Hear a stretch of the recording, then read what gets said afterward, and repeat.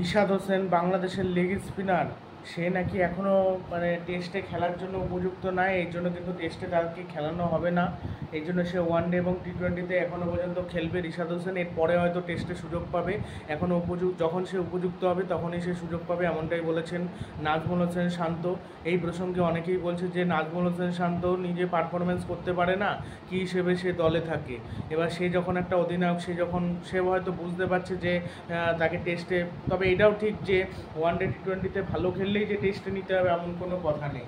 হয়তো টেস্টেও খেললে তখন হয়তো চাপ পড়ে যাবে, তখন হয়তো ভালো খেলতে পারবে না, তার থেকে ওয়ানডে টি-20 খেলছে, এই দুটোতে খেলুক আর ওইখানে টেস্টে আলাদা প্লেয়ার খেলুক, তাহলেই ভালো হবে, এমনটাই মানে অনেকে মনে করে থাকে।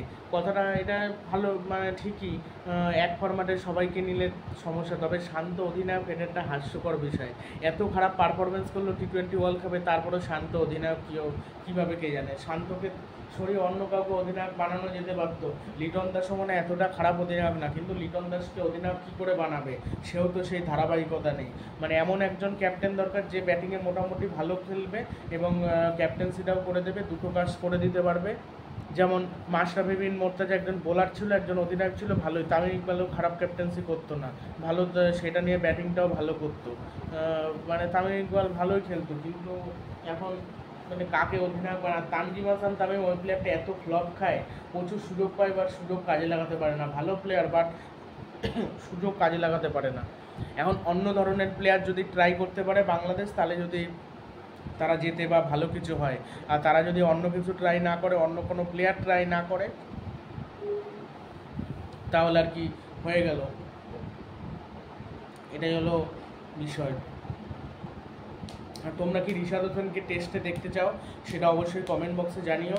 মিরপুরের পিচে যা কার্যকরী হবে রিশাদ হোসেন, মানে দুর্দান্ত দুর্দান্ত হবে, তার বল খেলার সমস্যা হয়ে যাবে। রিশাদ হোসেন এই একটাই লেগ স্পিনার এই বাংলাদেশের দেখলাম, অন্যান্য দলের লেগ স্পিনার অনেকেই কিন্তু রয়েছে, কিন্তু বাংলাদেশের একজনই খেলে। এই রিশাদ হোসেন আগে একজনও ছিল না, আগে সব অলরাউন্ডার, অফ স্পিন অলরাউন্ডার, বাহাতি অর্থোডক্স বোলার অলরাউন্ডার এরকম ছিল, যেমন সাকিবের মতো, নাসুম আহমেদের মতো।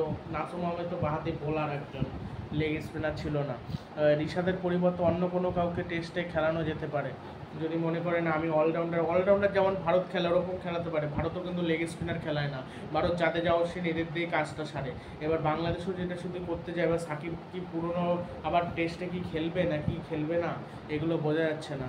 আর বাংলাদেশের টেস্ট চ্যাম্পিয়নশিপের ফাইনালে ওঠা এগুলো দুঃস্বপ্নের মতো বাংলাদেশের কাছে। বাংলাদেশের এখন যা ম্যাচ রয়েছে সব টানা যদি যেতে, তাহলে টেস্ট চ্যাম্পিয়নশিপের ফাইনালে যেতে পারবে।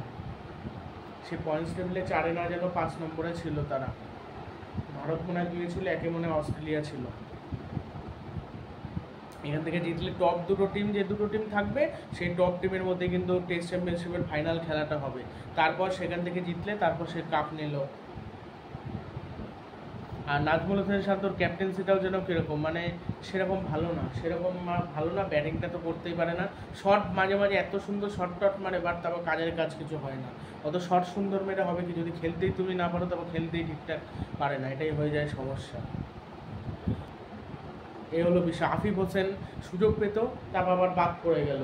মানে কোন সময় যে বাংলাদেশের কোন প্লেয়ার সুযোগ পায়, আবার কোন সময় যে কোন প্লেয়ার বাদ পড়ে যায়, এগুলো বোঝা খুবই বড় দুষ্কর, বা বোঝা যায় না।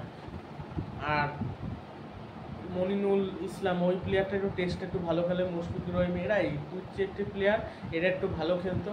মাহমুদুল্লাহ হাসান জয় খেলতে পারে না ঠিকঠাক, লিটন দাসের ধারাবাহিকতা নেই, লিটন দাস টিকতে পারে না, এটাই হলো সমস্যা, ধারাবাহিকতা নেই। যদি টিকে যায় লিটন দাসের থেকে ভয়ানক ব্যাটসম্যান হয় না, বা টেকারই চেষ্টা করে না, প্রথমে ভুল শট খেলে আউট হয়ে যায়। তুমি কটা বল ডট বল খেলো, ক্রিস গেলে যেমন খেলাটা ছিল, ডট বল খেলতো বাট পরে মেরে পুষিয়ে দিত, এটাই হচ্ছিল ক্রিস গেলের খেলা। আমি দেখেছিলাম 30 বলে 15 রান করেছে, সেখান থেকে 50 বলে 80-85 রান করে ফেলতো, এটাই ক্রিস গেল।